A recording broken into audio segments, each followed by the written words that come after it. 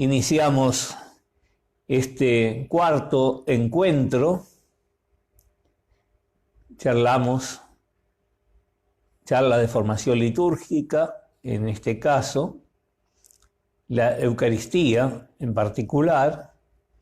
Iniciamos en el Día de la Virgen de Luján, en el nombre del Padre, del Hijo y del Espíritu Santo. Rezan conmigo: Dios te salve María, llena eres de gracia, el Señor es contigo. Bendita tú eres entre todas las mujeres y bendito es el fruto de tu vientre, Jesús. Santa María, Madre de Dios, ruega por nosotros pecadores, ahora y en la hora de nuestra muerte. Amén. Nuestra Señora de Luján, ruega por nosotros.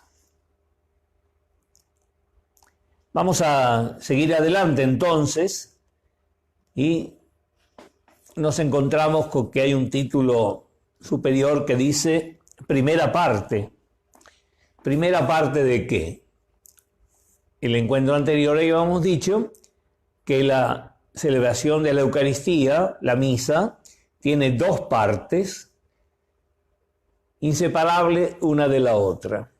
La primera es la liturgia de la palabra, la segunda la liturgia de la Eucaristía.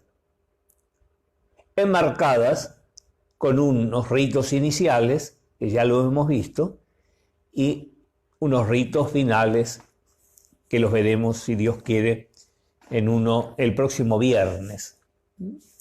Estos ritos iniciales y finales que marcan la palabra y el sacramento, Jesús le había dicho a los discípulos: vayan, anuncien y bauticen, realicen lo que anuncian, palabra y sacramento.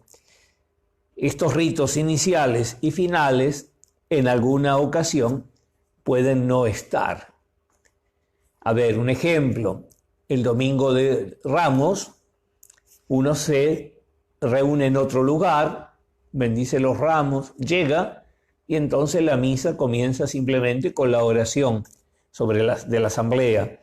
Todo lo otro previo que servía para armar una comunidad celebrativa no hace falta. ¿Por qué? Porque ya venimos celebrando aquella procesión, por ejemplo, los ramos, por dar un ejemplo. Y los ritos conclusivos podrían no estar tan bien. Supongamos que después de la misa nosotros tenemos organizada una hora de adoración al Santísimo. Entonces, no le voy a decir al pueblo, los bendigo, vayan en paz, cuando todos siguen en esa misma asamblea litúrgica reunidos para continuar con otro acto litúrgico celebrativo, que es la adoración. Entonces terminaría con la oración poscomunión. Un ejemplo que tenemos claro es el Jueves Santo.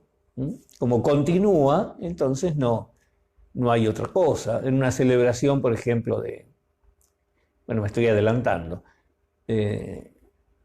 exequias, cuando se sale ya de la misa al cementerio, llevando al difunto, ¿no? Bueno, entonces, es primera parte, la segunda es la liturgia de la Eucaristía. ¿Qué sucede en esta primera parte? Dios habla a su pueblo y el pueblo hace suya la palabra y le responde. Un diálogo, uno habla y el otro responde, y así se va intercambiando. Dios habla a su pueblo. Yo creo que solamente estas 5 palabritas ya nos están dando la idea. Dios habla a su pueblo. No dice, en la liturgia de la palabra nos sentamos a escuchar la Biblia. No. Vamos a escuchar la Biblia en unos encuentros bíblicos. En algún encuentro de oración nos sentamos a escuchar la Biblia, a leerla, compartir, comentar, sacarle el provecho necesario o instruirnos el por qué está en tal momento escrito esto o no lo otro y de dónde viene o a dónde nos lleva. Acá vamos a escuchar a Dios que nos habla. Dios habla a sus fieles.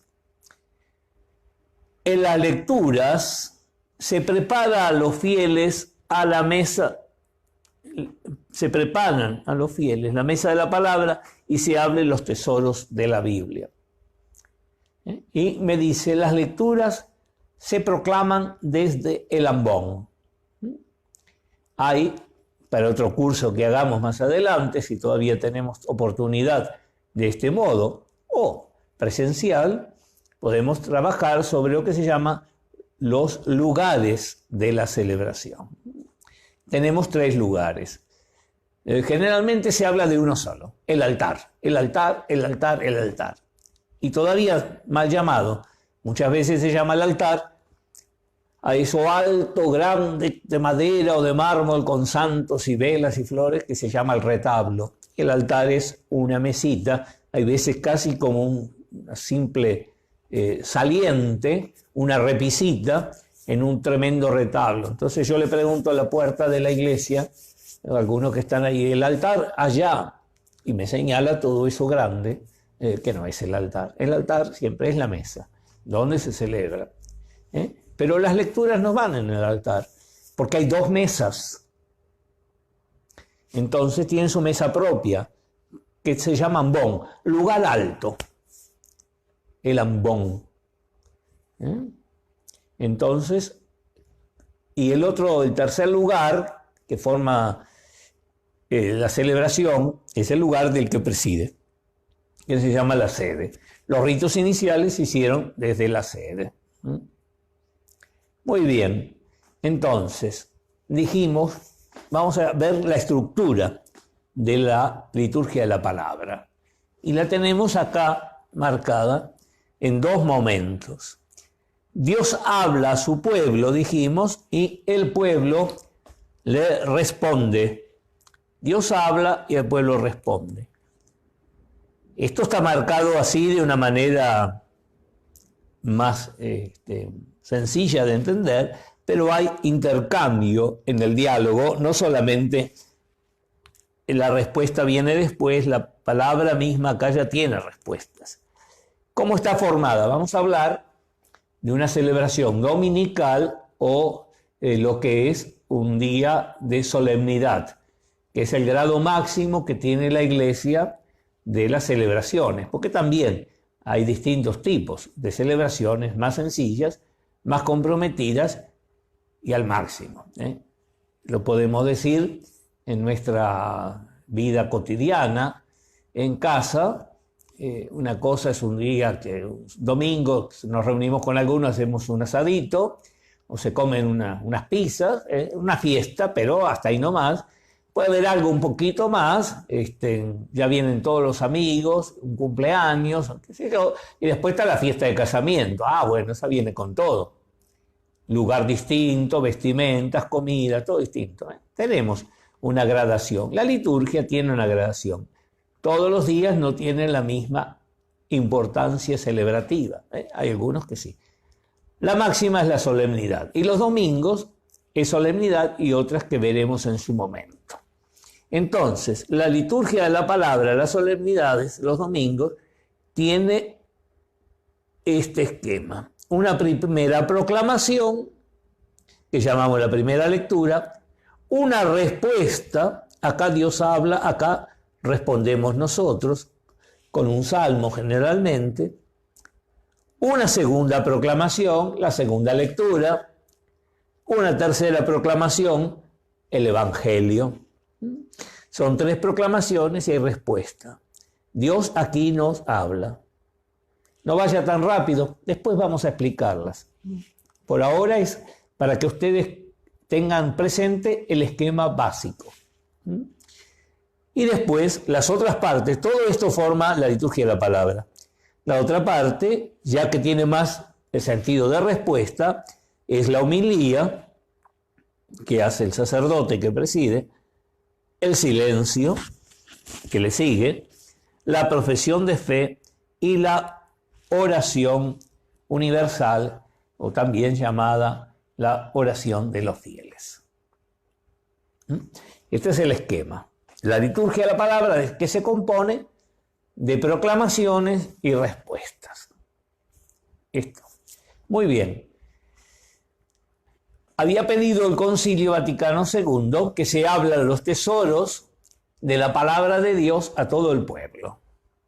Porque la palabra de Dios es para el pueblo. Pero bueno, en algún momento de la historia, como todas las cosas suben y bajan, ese movimiento así pendular, bueno, había quedado para los que sabían leer, los monjes, los más ilustrados. Y la misma misa había reducido los textos de la palabra a unos pocos.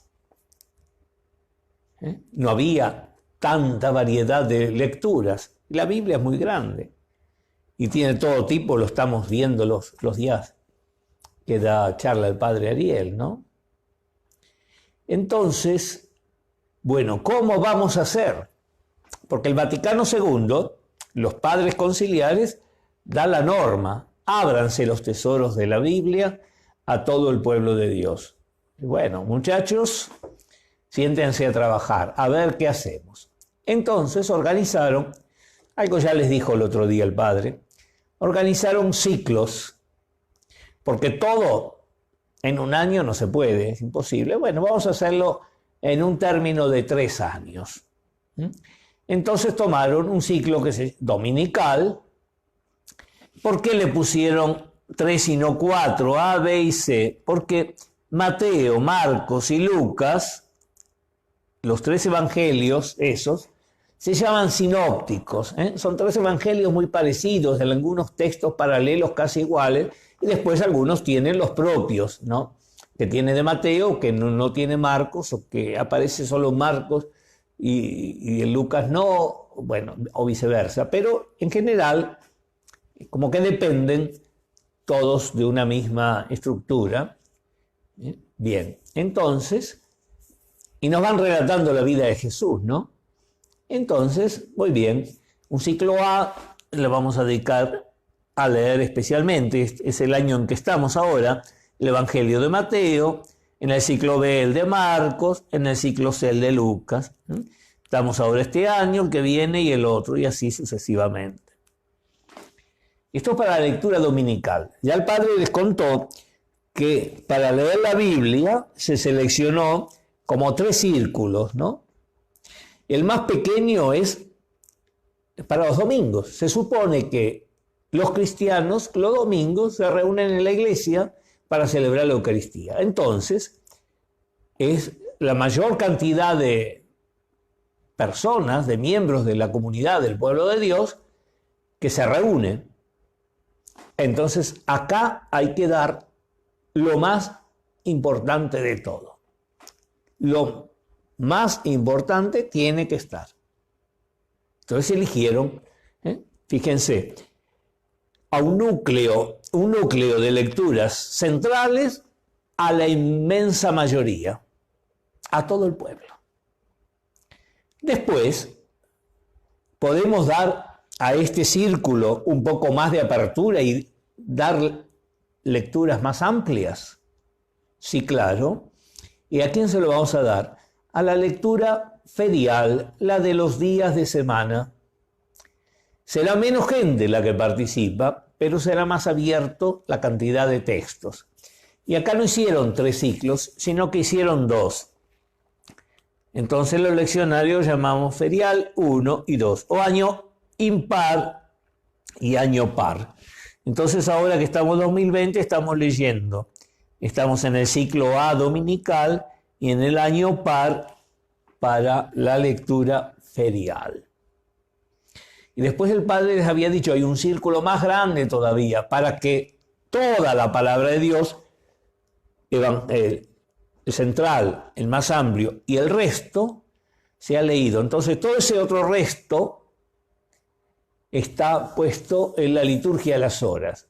Seguramente que somos muchos menos los que tenemos el oficio de las lecturas, sacerdotes, religiosos, monjes y laicos vírgenes consagradas y laicos que le interesa y bien, aprovechan, celebran la liturgia de las horas que tiene el oficio de la lectura, además de salmos, la lectura bíblica. También ahí hay 2 ciclos, 1 y 2. Bien, entonces esto para que ustedes se den cuenta la cantidad de textos bíblicos que hay a proclamar. Y además hay otro leccionario que se llama Santoral. ¿Por qué? Para las fiestas, por ejemplo, hoy la Virgen de Luján, San Antonio, Santa Rosa, cualquier santo, o devociones de la Virgen o demás, fiestas particulares tienen textos que acompañan lo que se está celebrando. Supongamos el día de Santos Timoteo y Tito, se toman cartas de Pablo dirigidas a ellos. El día que celebramos a Santa Marta, se toman el Evangelio cuando Jesús está en diálogo con Marta. El otro día celebrábamos Santo Toribio de Mogrovejo, se tomó una palabra en el cual se habla de el obispo y de la misión, que es lo que ha hecho, lo que fue y lo que hizo Santo Toribio. Entonces hay un leccionario santoral, que corre por su cuenta según el día que toque algún santo. Ya sé la pregunta que me quieren hacer, porque como tantos años tuve alumnos presenciales, y si acá dijo Mateo, Marcos, Lucas, ¿y por qué no está el de para Juan? Y porque Juan presenta el Evangelio de otra manera. Juan no presenta del nacimiento así como si fuera una cronología, lo presenta de otro modo. Entonces, a Juan se lo reservó para tiempos especiales. Esto es para todo el tiempo común y para los tiempos especiales, por ejemplo, la Pascua. En la Cuaresma se leen los Evangelios de Juan, porque son más temáticos. Ustedes van viendo cómo hay distintos diálogos. Leímos en la Cuaresma el diálogo con la samaritana, leímos los otros días el diálogo con Nicodemo y todo su discurso, que se prolonga, la multiplicación de los panes y el discurso del pan de vida, y así podemos ir viendo otros más. Entonces, por eso no hay un cuarto para Juan. No lo dejamos, al contrario, lo privilegiaron a Juan tomándolo en otros días. Tengo que decir algo que es interesante. Una vez, en alguna charla, alguien dijo que este esquema de lecturas, que teníamos acá, que se concreta en estos leccionarios, estuvo tan bien hecho que la iglesia evangélica, luteranos y demás, lo han asumido para sí.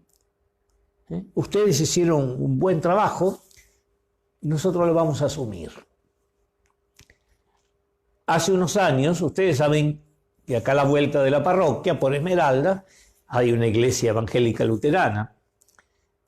Han cambiado ya 2 o 3 pastores desde que yo estoy acá. No con el actual, sino con el anterior. Una vez nos encontramos en una esquina, un domingo. ¿Qué tal? ¿Cómo estás? ¿Cómo te va? Él se llama Martín. Bien, y era domingo, entonces va a preparar la celebración. Y entonces, teniendo yo este dato, le digo, ¿y qué texto de la Biblia, qué evangelio les toca hoy? Y nos toca el evangelio, pongamos que me dijo, de Juan 6. Le digo, igual que nosotros, ¿ustedes tienen algún tipo de agenda o algo? Claro, dicen, tenemos la agenda. El calendario litúrgico, lo mismo. Ahí corroboré. Y miren, esto es una cosa muy linda, ¿no? Porque hermanos cristianos, cada domingo nos reunimos, cada uno en su tradición católica, evangélica, anglicana, pero siempre en esas reuniones oímos la misma palabra de Dios. Creo que esto es muy lindo y es un gesto ecuménico a destacar. Bueno, lo que más ayuda a una adecuada comunicación de la palabra de Dios a la asamblea por medio de las lecturas es la misma manera de leer de los lectores. ¡Apa! Es la misma manera de leer los lectores. Por eso a veces uno se pone medio exigente, ¿no? Que deben hacerlo con voz alta y clara y con esto que es más difícil de todo? Bueno, no quiere caminar con conocimiento de lo que leen. OLM es Orden de las Lecturas de la Misa, número 14. Voz alta y clara, está bien, pero con conocimiento de lo que leen. Me acuerdo una catequista una vez, hace años, en San Lorenzo, domingo, tocaba un texto en el cual la primera lectura decía que Dios iba a transformar todo esto en un vergel. Y entonces vino y me preguntó qué era un vergel. Y le digo, un jardín muy lindo. Ah, me dice, porque si no sé lo que es, ¿cómo le voy a dar el sentido? Muy bien, le dije, la verdad que había entendido esto, aquella chica. Porque si yo no sé que va a transformar todo esto que parece un desastre en un hermoso jardín, no lo puedo decir con alegría, y no es lo mismo que decir, bueno, todo esto que es un desastre, el Señor ahora lo va a transformar en cenizas, ya no queda nada, peor que peor, agarrarte la cabeza. Con conocimiento de lo que se lee, no solamente de las palabras, que sería el básico, sino que si es una carta, que si es Pablo, o que si es un profeta, o si es el libro de Job, que es una historia, pero no es un relato histórico, sino es una narración, y bueno, y así sucesivamente. Vamos a charlar un poquitito de esto de las proclamaciones. La primera proclamación o primera lectura habitualmente es del Antiguo Testamento, pero en el tiempo pascual está tomada de los Hechos de los Apóstoles. Si están atentos los domingos, esto se dice, esto ya lo sé, ya me di cuenta. Muy bien, feliz de vos que ya te diste cuenta. Después, siempre después de la proclamación viene el Salmo. Responsorial quiere decir de respuesta. El Salmo de respuesta. Y acá empieza a ver ese diálogo que decíamos. Dios habla, el pueblo le responde. Dios habla por medio del profeta, el pueblo le responde. A Dios le respondemos con su misma palabra inspirada.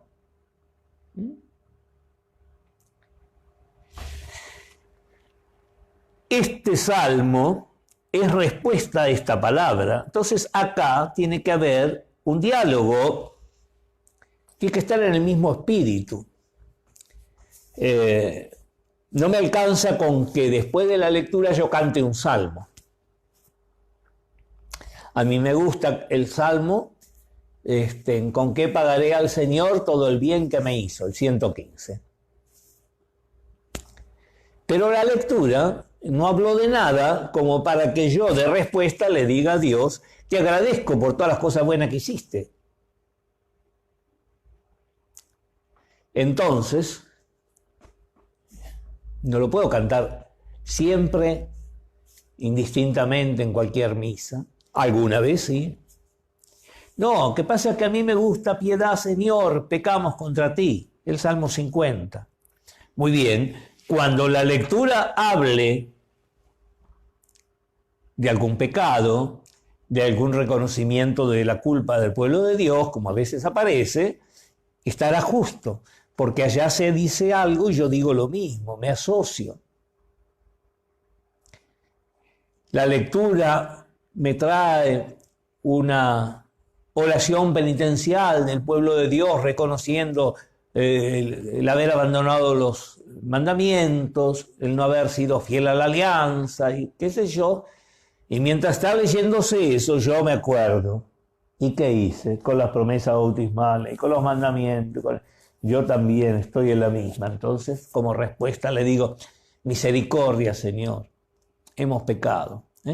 Aquello también hoy sucede en tu pueblo, que soy yo, y me asocio. Estos días, esta semana, estamos viendo en la lectura de los Hechos de los Apóstoles cómo la iglesia va creciendo, los apóstoles van de aquí para allá, fundan comunidades, se convierten. Los números son un poquito exagerados, no son simbólicos. El otro día había 3.000. Y yo digo, bueno, se bautizaron 3.000. Este pueblo vecino, 3 pueblos más, no creo que había 3.000 juntos. Pero bueno, es una forma de ir diciendo cómo esto se multiplica. Fenómeno. ¿Qué salmo nos pone? Todo el mundo cante la gloria de Dios. O vayan por el mundo, anuncien el Evangelio. El 65, el 116. El Salmo dice, está en respuesta completa, el mismo tema. Entonces, el Salmo es importante, pero es el que toca. Más todavía, del texto del Salmo se saca la antífona. Y de un mismo Salmo, a veces se sacan distintas antífonas conforme a la palabra que se proclamó y al misterio que se está celebrando. Les voy a poner un ejemplo con el Salmo 22, el Salmo del Pastor, que todos sabemos casi de memoria. Ese salmo lo podemos usar como el domingo pasado, cuando todo el texto, la palabra de Dios de ese día, tenía como tema el pastor. Entonces, ¿qué antífona tomamos? El Señor es mi pastor, nada me falta. Muy bien, pero ese evangelio, ese salmo, lo puedo proclamar, cantar en una misa de difuntos, donde en el evangelio va a aparecer Jesús que dice, en la casa de mi Padre hay muchas moradas.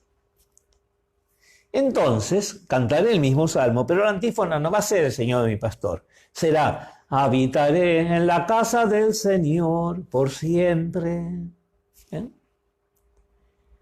Pero lo puedo cantar el día de las confirmaciones, claro. ¿Y qué voy a tomar? Y voy a tomar la antífona de la tercera estrofa que dice, perfumas con óleo mi cabeza. O las comuniones.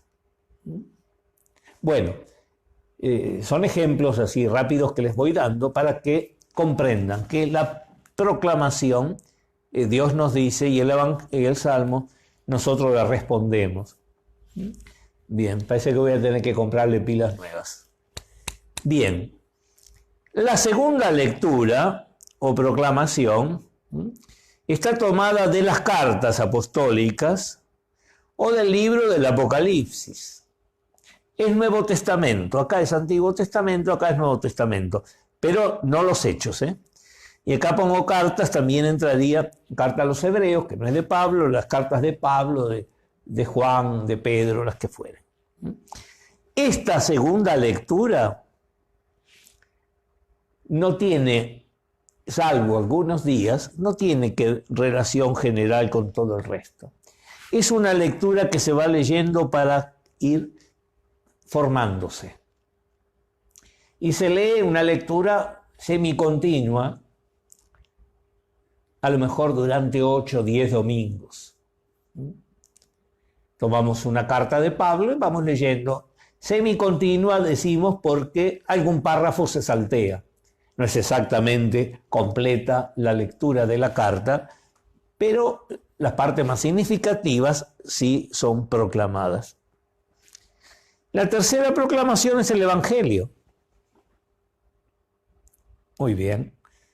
Estamos en el año A, vamos suponiendo los domingos de tiempo ordinario, vestimenta de color verde. Bueno, entonces comenzamos a leer el Evangelio, desde el anuncio del nacimiento, demás. El caminar de Jesús, el milagro, un discurso, lo que fuere. ¿Cómo lo leemos el Evangelio? También de manera continuada, nunca volvemos atrás. Comenzamos por los primeros capítulos y terminamos en los últimos. Bien. ¿Y cómo se armó este conjunto de lecturas? Que va a ser la palabra que Dios este domingo te dice a vos, cristiano, que estás reunido con tus hermanos en la asamblea, porque la palabra se proclama y Dios te habla. Muy bien. Se pensó de este modo. El Evangelio es el que manda. Según el tema que aparece en el Evangelio, el padre Ariel ya lo dijo varias veces, y yo también alguna vez en misa lo habré dicho, la palabra del Antiguo Testamento se entiende a la luz de Cristo resucitado. Acuérdense el cirio, el ambón, la liturgia del día de la vigilia pascual.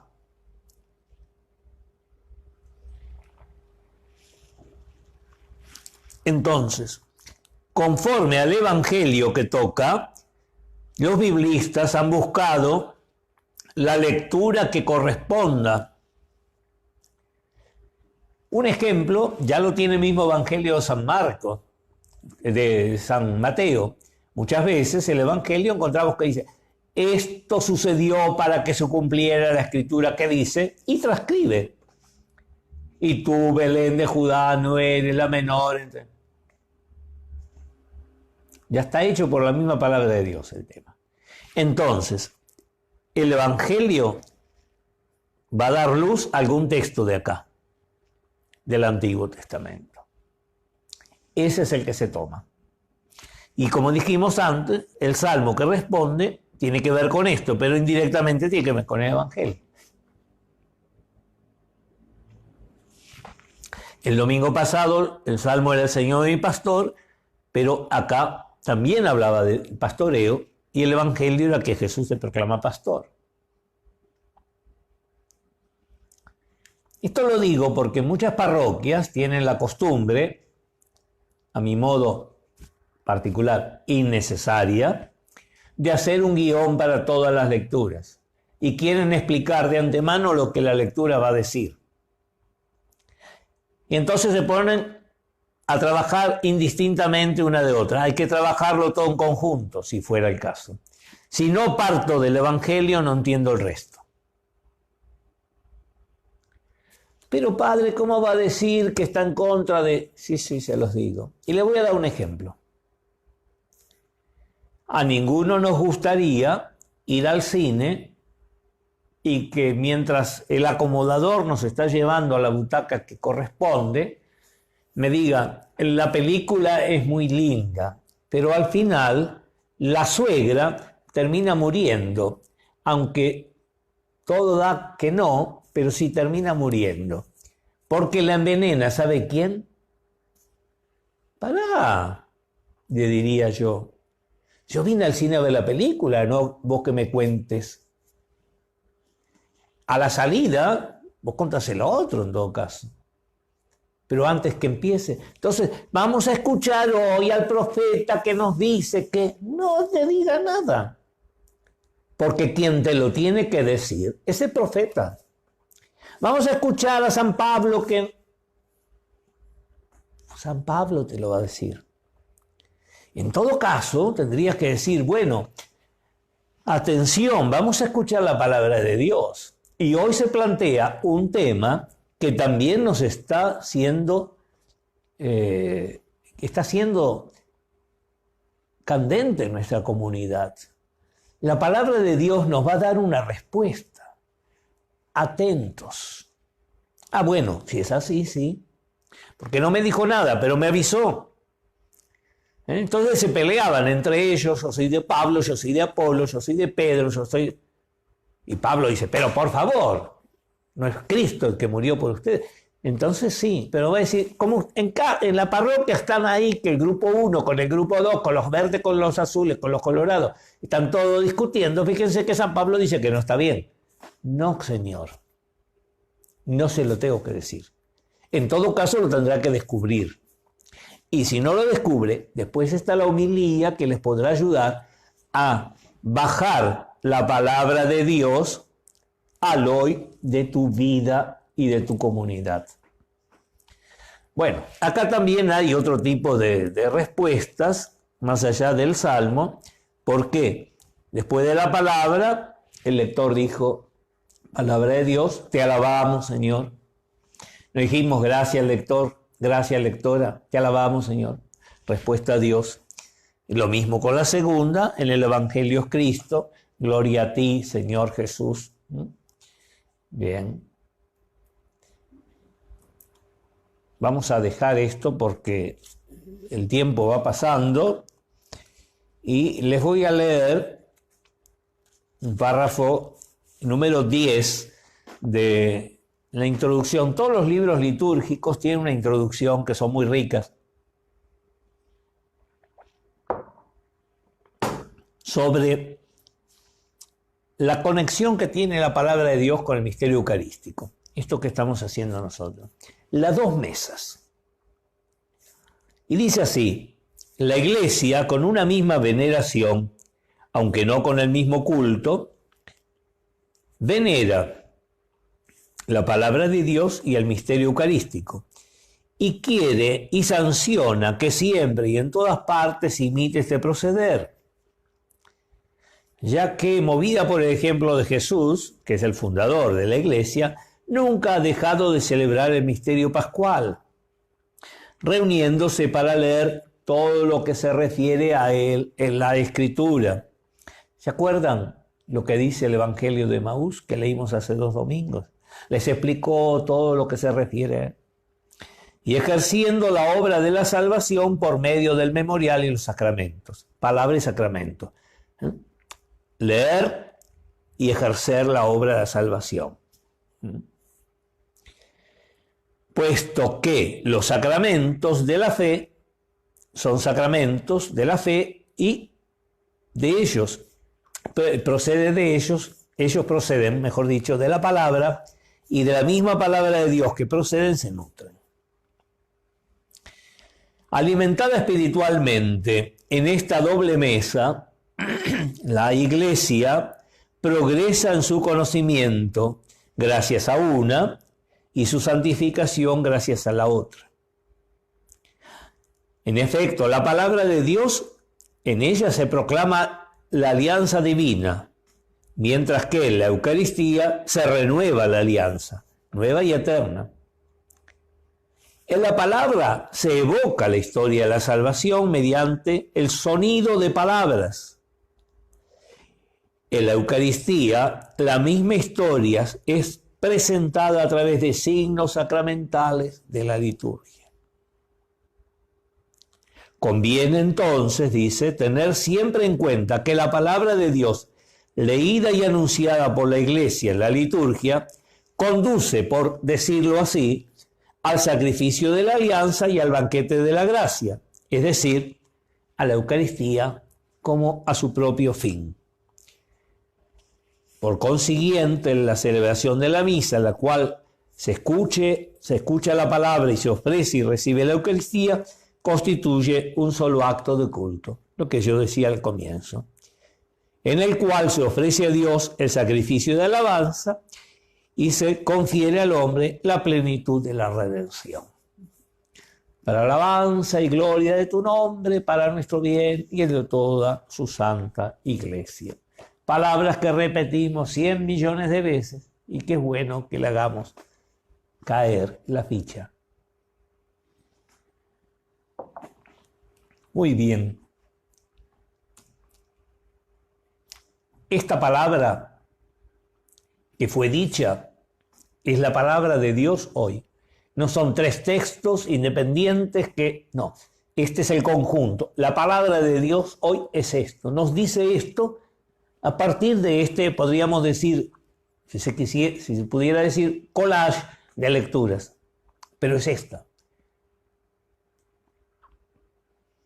Esta palabra de Dios, la Iglesia la aplica a la comunidad a través del ministerio sacerdotal con la homilía. Es como, a ver, te voy a hacer más fácil la interpretación y la aplicación a tu vida, porque yo estoy un poco más preparado, pero fundamentalmente porque tengo el Espíritu Santo que se me dio el día de la ordenación sacerdotal. Y vos me decís, y con tu espíritu, quiere decir, reconozco que tenés el Espíritu, por eso te escucho, porque acá estás hablando, pero estás hablando no solo con tu preparación, con tu viveza, con tu... Estás hablando porque el Espíritu lo recibiste. Entonces, cuando alguno termina la misa, dice, Padre, esas palabras que usted dijo me aclaró tanto, me vino tan bien, me dio la respuesta que buscaba. No es lo que yo dije, porque esa palabra que tenía al lado sonó como una de miles palabras que se dijeron. Es porque el Espíritu Santo de Dios en vos hizo que esta palabra, que también Él dijo, hizo que yo diga, te llegue y te dé la respuesta. Entonces yo le pregunté, ¿y cuál era esa palabra, tal cosa? Y yo ni me acuerdo que la dije. O si me acuerdo que lo dije, no le puse la carga emocional o la búsqueda. El Espíritu trabaja. Cuando termina la homilía, hay algo que es importantísimo, que es el silencio de meditación. Cuando vos pones todas las cosas, todos los ingredientes ahí, has hecho la masa, ahora déjala un rato descansar, que se asiente. Yo tenía, qué sé yo, unos pocos años y mamá estaba haciendo ahí una pasta flora riquísima. Y dice, bueno, pero ahora la dejo descansar un poco. Le ponía un repasador, la dejo descansar. Uno piensa que nos cansamos los seres humanos, que hacemos... Bueno, la dejo para que todo esto termine de trabajar, sin que yo lo vea, termine de trabajarse y se haga una sola cosa. Entonces, el silencio es ¿para qué? Para que la palabra recibida en la proclamación, y si se quiere explicada o facilitada en la homilía, terminen de llegar al lugar que tienen que llegar de mi corazón para que yo pueda darle la respuesta. La respuesta fundamental es que mi vida va a ser nueva, iluminada por la palabra, ¿no? Entonces viene la gran respuesta a Dios que nos habla, que es la profesión de fe, el credo. El credo es una respuesta, por eso está acá. Es decir, Dios me habló, te creo, sos mi Dios, te acepto, me juego, mi vida va a ser conforme a lo que vos decís, creo. Podríamos rezarlo al comenzar la misa como presentación, a ver, están todos presentes, digamos juntos. No, acá la palabra de Dios nos habla y nosotros le respondemos con la profesión de nuestra fe. Señor, creo, sigo adelante, renuevo mi compromiso cristiano. Bien, y el final de la palabra, que también es respuesta de algún modo, es la oración universal o oración de los fieles. ¿Qué pasó con este? Bien, ¿cómo es esto? ¿La oración de los fieles es respuesta a la palabra? Sí. La oración de los fieles se llama universal porque es el pueblo de Dios reunido que pide por todos. No tiene un pedido exclusivo, particular por algunos, por todos. Es universal. Como la muerte de Cristo y la salvación es para todos. También se dice los fieles porque acá son los fieles los que hacen su súplica a Dios. Te lo pedimos, Señor. Le hablan en directo, no le hablan a través del cura. Escucha, Padre, nuestra oración. La señora que pasa, o el que fuere, le habla a los fieles diciéndoles, miren, hermanos, me parece bueno que pidamos por el Papa. Te lo pedimos, Señor. El pueblo habló. También me parece bien que pidamos porque hay mucha gente enferma y todo esto de la pandemia. Te lo pedimos, Señor. Y vamos a pedir también para que la situación económica de los que no tienen trabajo. Te lo pedimos, Señor. La oración de los fieles no es las palabras que dice aquella persona que sube y toma el micrófono. Esas son intenciones. La oración real de los fieles es aquello que todos juntos decimos. El sacerdote dice, bueno, es el momento, introduce, alguien proclama las intenciones por las cuales rezar, todos entendemos que es buena, rezamos, te lo pedimos, Señor, y el sacerdote hace un paquetito con todo y le pone la estampilla. Señor y Padre nuestro, esta oración de tu pueblo aquí reunido te la presentamos por Cristo nuestro Señor. Amén. Y salió la carta. ¿Por qué digo yo que esto es respuesta?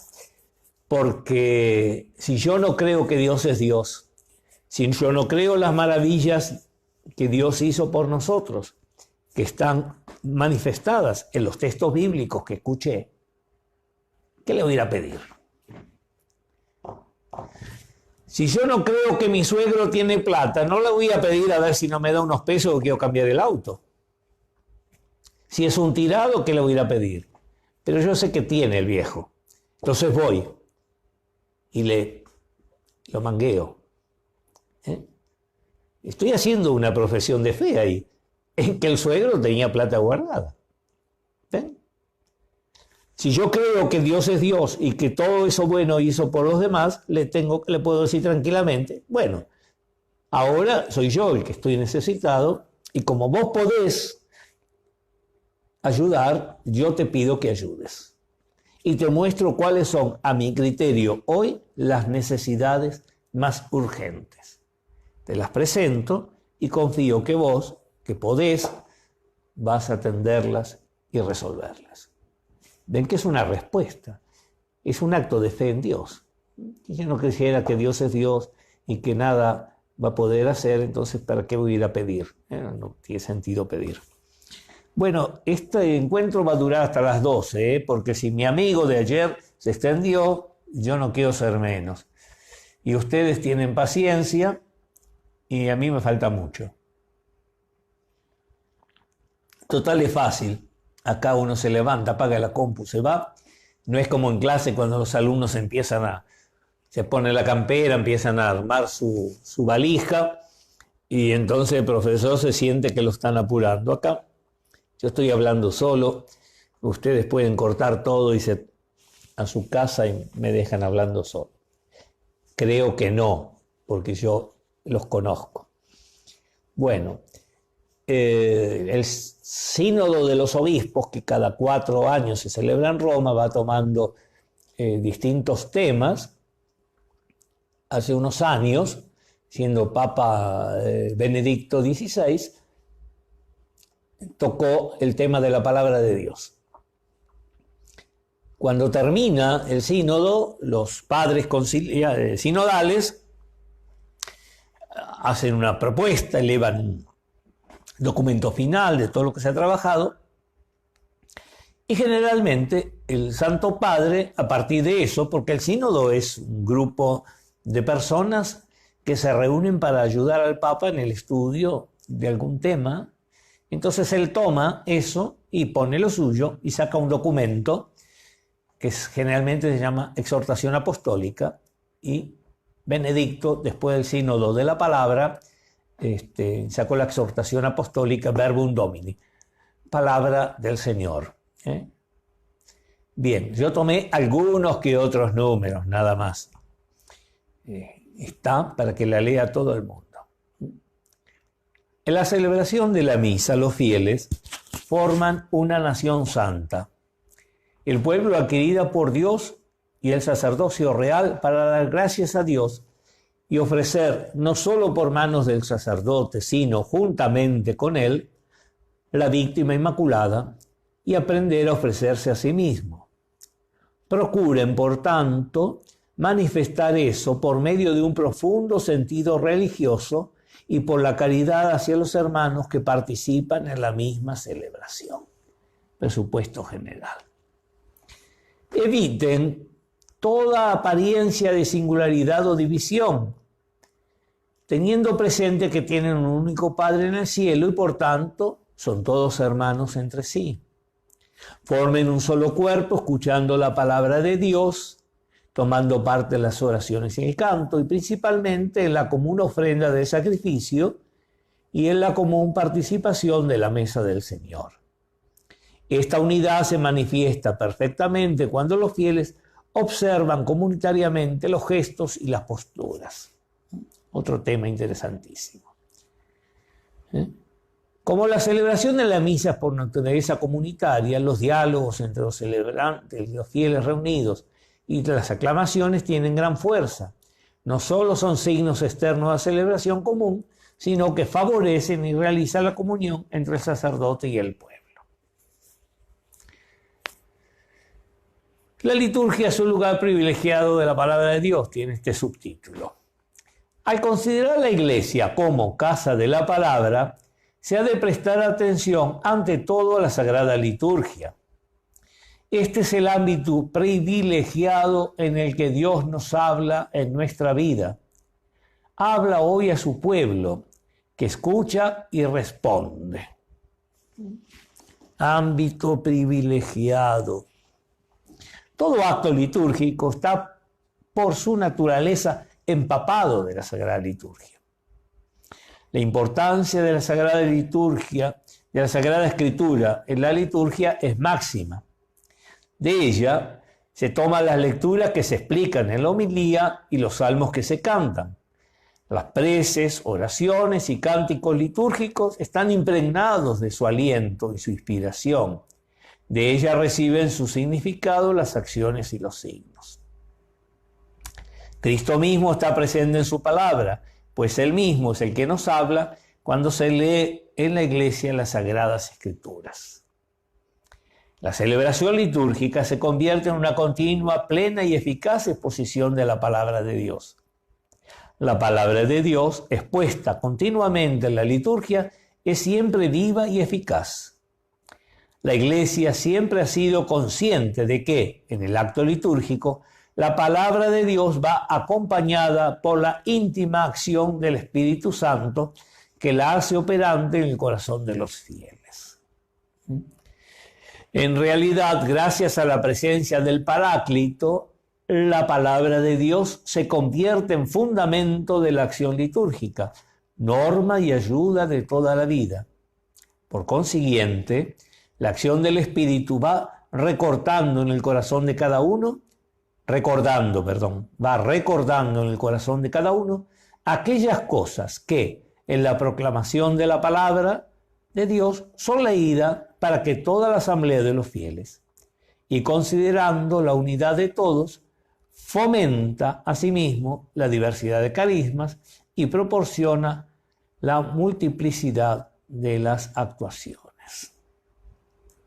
Es necesario entender y vivir el valor esencial de la acción litúrgica para comprender la palabra de Dios. En cierto sentido, la hermenéutica de la fe respecto de la Escritura debe tener siempre como punto de referencia la liturgia, en la cual se celebra la palabra de Dios como la palabra actual y viva. En la liturgia, la Iglesia sigue fielmente el mismo sistema que usó Cristo en la lectura e interpretación de las Sagradas Escrituras, puesto que Él exhorta a profundizar el conjunto de las Escrituras partiendo del hoy y de su acontecimiento personal. Ustedes recuerdan cuando Jesús en la sinagoga fue invitado a proclamar la palabra, tomó el rollo, el libro del profeta, proclamó el texto y dijo: esto que yo he leído se ha cumplido hoy. El texto era: el Espíritu del Señor está sobre mí, Él me ha enviado a anunciar. La escritura proclamada baja al hoy de nuestras vidas. Y por acá antes se hablaba de la acción del Espíritu Santo. Podríamos decir que nosotros que estamos a distancia, estamos como si estuviera sentado uno frente del otro, y a lo mejor vos estás a miles de kilómetros, no sé si está conectada aquella persona que nos veía desde Río Gallegos, o a 1,5 cuadras, como puede ser un vecino de por aquí, del barrio. ¿Y cómo llega esto? ¿Cómo estamos tan así? Porque hay algo que no lo vemos, no lo tocamos, pero le dimos un nombre: la conexión. ¿Estás conectado a Internet? ¿Tenés el Internet? ¿Estás conectado? Si yo desconecto, me quedo hablando solo. Si el otro está desconectado, Bueno, lo mío sale, pero el otro no lo oye. Si el otro desconecta, bien. Esto es la acción del Espíritu Santo. Como el Espíritu Santo lo tengo yo y lo tenés vos, el Espíritu Santo hace que la palabra de Dios proclamada por uno llegue al otro como palabra de Dios. No como un sonido de palabras, sino como palabra de Dios. Porque sonido puede ser escuchado. Dijo tal cosa. Dios dijo, sí, dijo tal cosa, pero fue Dios que lo dijo. ¿Por qué? Porque está el Espíritu en todos, en cada uno de nosotros bautizados, que hace que la palabra proclamada se pueda entender y vivir como palabra de Dios. 2 palabritas más, el silencio, que aparecía por ahí. La palabra solo puede ser pronunciada hoy día en el silencio exterior e interior. Nuestro tiempo no favorece el recogimiento y se tiene a veces la impresión de que hay casi temor de alejarse de los instrumentos de comunicación de masa, aunque solo sea por un momento. Se ha de educar al pueblo de Dios en el valor del silencio. Redescubrir el puesto central de la palabra de Dios en la vida de la Iglesia quiere decir también redescubrir el sentido del recogimiento y el sostenimiento interior. La tradición de los padres de la Iglesia nos enseña que los misterios de Cristo están unidos al silencio y solo en él la palabra puede encontrar morada en nosotros, como ocurrió con María, la mujer de la palabra y del silencio. Este valor ha de resplandecer particularmente en la liturgia de la palabra, que se debe celebrar de tal manera que favorezca la meditación. Cuando el silencio está previsto, debe considerarse como parte de la celebración. Como decíamos, después de la homilía hay un silencio, no es un descansito, es una parte, un rito de silencio. Por eso decía el Papa, exhorto a los pastores a fomentar los momentos de recogimiento por medio de los cuales, con la ayuda del Espíritu Santo, la palabra de Dios se acoge en el corazón. Bueno, bien. Este cuadrito tan lindo que les preparé, que parecía una flor, lo vamos a dejar para otro día porque el tiempo se ha acabado.